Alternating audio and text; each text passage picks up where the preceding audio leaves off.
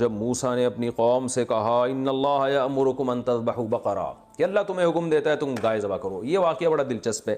ہوا یہ تھا، پورا واقعہ یوں ہے کہ بنی اسرائیل میں ایک شخص نے کسی کے ہاں نکاح کا پیغام بھیجا تو لڑکی کے ابا نے انکار کر دیا، اس نے جناب اس کے والد کو قتل کر دیا۔ تو اللہ تعالیٰ نے کیا کیا، حکم دیا موسیٰ علیہ السلام کو ایک معجزے کے طور پر کہ میں ایک معجزہ بھی ظاہر کرنا چاہتا ہوں اور لوگوں کو یہ بھی پتہ چل جائے کہ میں مردوں کو زندہ کیسے کروں گا، یہ بھی پتہ چل جائے۔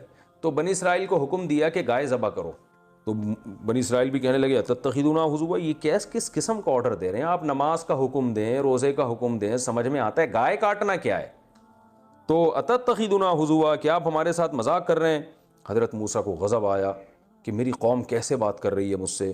قال موسیٰ علیہ السلام نے فرمایا اعوذ باللہ ان اکون من الجاہلین۔ قرآن مجید میں بنی اسرائیل سے بہت زیادہ خطاب ہے، تو اس کے لیے بنی اسرائیل کا پس منظر سمجھنا بہت ضروری ہے۔ اس سے بہت ساری قرآن کی آیتیں، جب تک آپ وہ نہیں سمجھیں گے تو آپ کو وہ قرآن کی آیتیں سمجھ میں نہیں آئیں گی۔ بنی اسرائیل سے قرآن کیوں خطاب کرتا ہے؟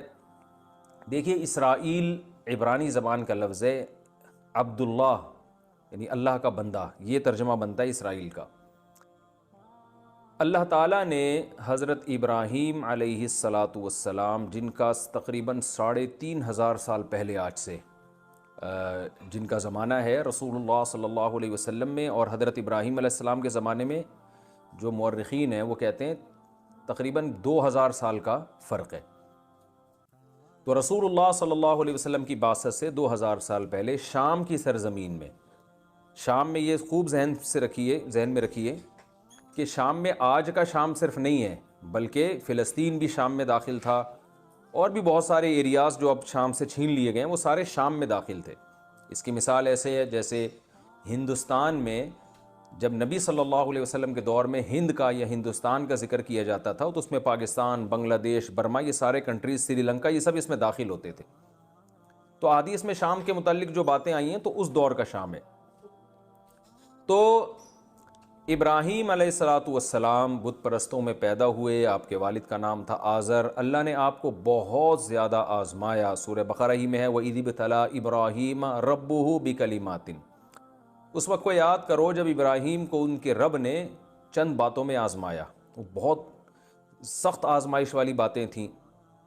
تو اللہ تعالیٰ نے وہ آزمانے میں یہ بھی ہے کہ بچے کو ذبح کرنے کے لیے لٹایا جا رہا ہے، یہ تو بچے کی ولادت کے بعد ہے، اس سے پہلے بھی آزمائشیں ہوئی ہیں، اپنی زوجہ کو ایسی زمین میں چھوڑ کر جا رہے ہیں اللہ کے حکم سے جہاں قحط سے ہلاک ہونے کا خطرہ ہے، اور جو ہے آپ کے والد وہ بتوں کو بیچا کرتے تھے مگر آپ توحید کا نعرہ لگا رہے ہیں۔ آپ یہاں آ جائیں نا سامنے۔ تو ابراہیم علیہ السلام کو جب بہت زیادہ اللہ نے آزمایا تو اللہ تعالیٰ نے آپ کو جو دنیا میں ایک نعمت دی، اس نعمت کا قرآن نے ذکر کیا ہے، سورہ بقرہ ہی میں انشاءاللہ وہ آیتیں آگے آئیں گی۔ قال انی جاعلک للناس اماما، اے ابراہیم میں آپ کو لوگوں کے لیے امام بنا رہا ہوں، اور امام بنانے کی صورت کیا ہوگی؟ آپ کی اولاد میں نبوت جاری ہوگی، آپ کو اولاد بھی ملے گی اور اس میں پیغمبر بھی آئیں گے۔ تو ابراہیم علیہ السلام کو جب اللہ نے نعمتیں دیں تو 2 بیٹے دیے، اس میں ایک کا نام تھا اسحاق اور ایک کا نام تھا اسماعیل۔ یاد رکھیں یہ لیکچر آپ نے بہت غور سے سننا ہے، اس کو ذہن میں بٹھانا ہے، کیونکہ پیغمبروں کا سلسلہ سارا اسی طرح آپ کے سمجھ میں آئے گا، اور بنی اسرائیل کا کیا تصور ہے، اور گریٹ اسرائیل جو آج یہودی جس کی بات کریں، یہ ساری چیزیں آپ کی سمجھ میں اس پس منظر میں جب آپ قرآن کی تلاوت کریں گے نا تو یہ سمجھ میں آئے گا آپ کے۔ تو ابراہیم علیہ السلام کے 2 بیٹے تھے، ایک کا نام اسحاق اور ایک کا نام اسماعیل۔ اسحاق حضرت سارہ علیہ السلام کی اولاد میں، اور اسماعیل حضرت ہاجرہ علیہ السلام کی اولاد میں۔ اسحاق علیہ السلام ابراہیم علیہ السلام کا جو اصل وطن تھا فلسطین جسے آج کہا جاتا ہے، اس زمانے میں شام کی سرزمین کہا جاتا تھا، یہ ابراہیم علیہ السلام کا اصل وطن تھا۔ یہاں اسحاق علیہ السلام اور ان کی نسل چلی آگے، اور آپ حضرت ہاجرہ کو جو چھوڑ کر گئے، وہاں جو جسے مکہ کہا جاتا ہے، بیت اللہ کہا جاتا ہے، وہاں اللہ کا گھر بنایا آپ نے، تو وہاں حضرت اسماعیل علیہ السلام تھے۔ ادھر اسحاق علیہ السلام کی اولاد میں یعقوب علیہ السلام پیدا ہوئے، جن کی بشارت اللہ ابراہیم علیہ السلام کو دے چکے تھے، وَمِن وَرَاءِ اسحاق یعقوب، کہ ابراہیم آپ کی اولاد میں اسحاق پیدا ہوں گے اور اسحاق کے بعد یعقوب، یعنی پوتے کی خوشخبری بھی اللہ نے پہلے ہی دے دی تھی، اور دونوں کو پیغمبر بنانے کا اللہ نے پہلے بتا دیا تھا۔ یعقوب علیہ السلام، یہ ایسا پرفیوم ہے جو کہ آپ لگائیں گے آپ کی جان نہیں چھوڑتا۔ یہ پرفیوم لیکن ہے 1,13,760 روپے کا۔ اس کا سیم امپریشن ہم نے آگے یعقوب علیہ السلام کی بہت زیادہ نسل پیدا ہوئی، جن میں 11 بیٹے آپ کے قرآن نے تذکرہ کیا ہے، اور جن میں 2 ایک ماں سے تھے اور باقی 9 دوسری والدہ سے تھے۔ یعقوب علیہ السلام کے 11 بیٹوں میں ایک کا نام یوسف، جو حضرت یوسف علیہ السلام مشہور نبی، ایک کا نام بنیامین، اور باقی تو دوسری زوجہ تھے، ان میں سے ایک کا نام یہودا تھا۔ تو اب یعقوب علیہ السلام کے ان بیٹوں کی اولادیں آگے چلی ہیں۔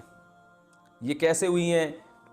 فلسطین، یہ جو ارض شام ہے، یہاں پر قبلہ تھا، بیت المقدس تھا، تو یہاں ابراہیم علیہ السلام کے جو یعقوب علیہ السلام کے جو بیٹے تھے نا، یوسف علیہ السلام، تو بھائیوں نے جیلسی میں یوسف علیہ السلام کو کنویں میں ڈال دیا، جو سورہ یوسف میں انشاءاللہ ہم پڑھیں گے۔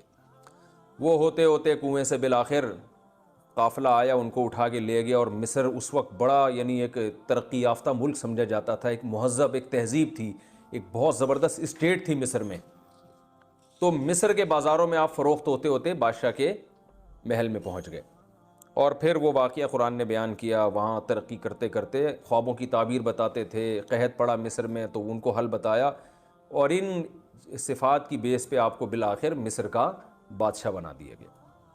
جب مصر کا بادشاہ آپ کو بنایا گیا تو یہ جو بنی اسرائیل تھے، یہ سارے، یعنی یعقوب علیہ السلام بھی وہاں چلے گئے، حضرت یوسف علیہ السلام کی والدہ بھی، لوگ کہتے ہیں وہ والدہ نہیں خالہ تھی، مگر اس کی کوئی دلیل نہیں ہے، وہ والدہ ہی تھی۔